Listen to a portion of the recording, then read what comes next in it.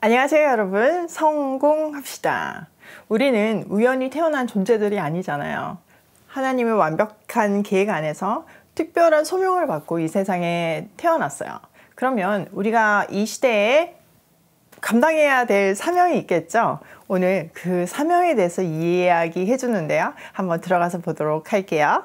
1절, 또 내게 지팡이 같은 갈대를 주며 말하기를 일어나서 하나님의 성전과 제단과 그 안에서 경배하는 자들을 측량하되. 자, 요한에게 측량자가 주어져요. 그리고 하나님의 제단과 성전과 또 예배하는 사람들을 측량하라고 그래요. 이 장면은 에스겔서의 성전 건축 장면을 떠올리죠. 자, 우선 이 측량이라는 단어를 한번 살펴보면요. 측량이라는 것은 사실 완성될 것이라는 것을 전제하고 있어요. 예를 들어서 우리가 우리 몸의 치수를 재는 것은 옷을 만들기 위해서 재는 것이고 건물을 완성하기 위해서도 측량을 하죠. 그러니 요한에게 하나님께서 제단과 성전을 측량하라는 말은 하나님께서 성전과 제단을 완성하시겠다는 의지가 전제되어 있어요. 또 하나 특별한 것은요, 예배하는 사람들도 측량하래요. 이거는 뭐 숫자를 세라는 말이죠. 자, 제단, 성전, 예배하는 사람. 이게 무슨 의미일까요? 네, 맞아요. 하나님의 살아있는 교회를 뜻하는 거예요. 즉, 하나님께서 교회를 보호하시고 완성하시겠다는 약속을 측량하라는 명령을 통해서 주시는 거죠.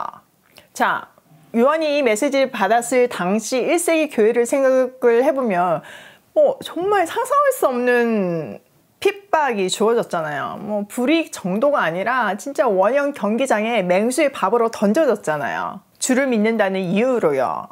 이런 박해 속에서 성도들이 이해가 안 됐을 거예요. 하나님은 왜 이런 상황을 보고 계시는가? 왜 침묵하고 계시는가? 그래서 교회들이 흔들렸고 수많은 사람들이 배교를 했어요. 이때 요한을 통해서 하나님은 교회를 붙들고 계시고 교회를 통해서 하나님 나라를 완성해 가고 계시고 또 반드시 완성될 것이라는 것을 약속해 주시며 힘을 주고 있는 거예요. 우리에게도 동일한 메시지를 주고 계시는 거죠. 자, 2절, 성전 바깥 마당은 측량하지 말고 그냥 두라. 이것은 이방인들에게 주었은즉 그들이 거룩한 성을 42달 동안 짓밟으리라. 자, 성전 바깥들은 측량하지 말고 내버려 두래요. 이 바깥들은 이방인들, 하나님을 믿지 않는 사람들이죠. 그들에게 주어졌는데 한시적인 시간 42달 동안 짓밟음을 당할 거래요. 자, 이것의 의미는요, 하나님께서 교회를 보호하시고 또 완성해 가시지만 그 과정에서 한시적인 고난이 주어진다는 뜻이에요. 우리의 인생도 마찬가지잖아요. 하나님께서 보호하시고 우리를 통해서 하나님의 뜻을 이루어 가시지만 고난이 반드시 따라오잖아요. 근데 분명한 것은 이 고난이 한시적이고 하나님의 뜻은 반드시 이루어진다는 거예요. 자, 3절. 내가 나의 두 증인에게 권세를 주리니 그들이 굵은 베옷을 입고 1260일을 예언하리라. 자, 두 증인, 굵은 베옷, 1260일. 암호 같은 단어들이 등장했어요. 근데 사실 알고 보면 굉장히 쉬워요. 우선 1260일은요, 달로 계산을 하면 2절에서 언급한 42달이에요. 이 42달은 앞에서 언급한 것처럼 성도이지만 겪을 수밖에 없는 고난의 시간을 말하고 있어요. 이 기간 동안에 굵은 베옷을 입고 예언을 한대요. 자, 예언은 누가 하는 건가요? 네, 맞아요. 선지자들이 하는 거죠. 그런데 여기서는 두 증인이 하고 있어요. 그럼 이 두 증인은 누구일까요? 네, 다음 구절이 설명을 해주고 있어요. 자, 4절. 그들은 이 땅의 주 앞에 서 있는 두 감람나무와 두 촛대니 만일 누구든지 그들을 해하고자 하면 그들의 입에서 불이 나와서 그들의 원수를 삼켜버릴 것이요. 누구든지 그를 해하고자 하면 반드시 그와 같이 죽임을 당하리라. 그들이 권능을 가지고 하늘을 닫아 그 예언을 하는 날 동안 비가 오지 못하게 하고 또 권능을 가지고 물을 피로 변하게 하고 아무 때든지 원하는 대로 여러 가지 재앙으로 땅을 치리로다. 자, 이 두 증인에 대해서는요, 에녹, 엘리야, 모세 여러 가지 제안들이 있어요. 근데 분명한 것은 요한계시록에서는 이 두 증인이 누구인지는 분명히 밝히고 있지 않죠. 그렇기 때문에 우리는요, 교회를 대표하는 두 증인으로 보는 것이 무난해요. 또 둘은 성경에서 어떤 수인가요? 하나님의 비밀과 사건을 확정하는 증인의 수죠.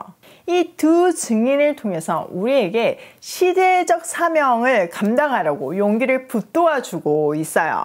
자, 이 두 증인은요, 세상을 다스리시는 주님 앞에 서서 공적인 소명을 감당하고 있어요.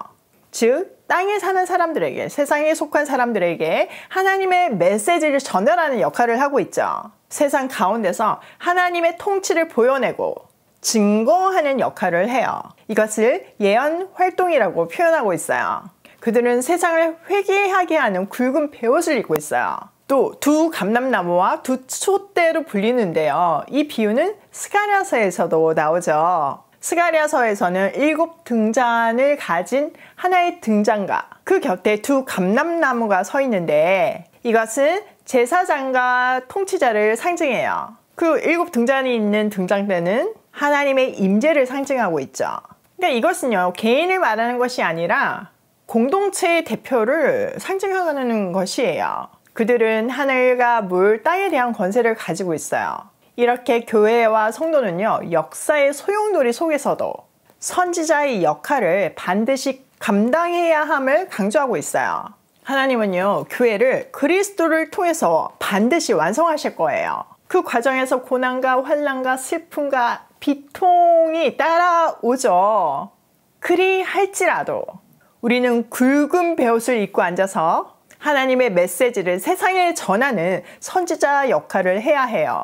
각자 자리에서 해야 하는 선지자의 역할이 있어요.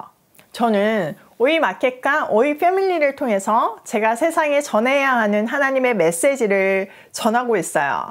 말씀을 기준으로 어떻게 회사를 경영하는지, 또 청지기로서 어떻게 비즈니스를 경영하는지, 어떻게 비즈니스를 해야 하는지, 또 맡겨주신 그 이윤으로 어떻게 하나님 나라를 만들어 가야 하는지, 세상 가운데서 어떻게 하나님 나라 문화를 만들어 가야 하는지, 성도는 어떻게 살아야 하는지, 저도 매일 말씀 앞에서 조금씩 더 확신하며 나아가고 있어요.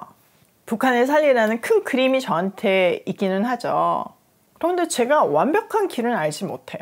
그렇기 때문에 제가 할 수 있는 것은 매일 은혜를 구하면서 말씀대로 일상을 충성되게 살려고 노력하는 것밖에 없죠.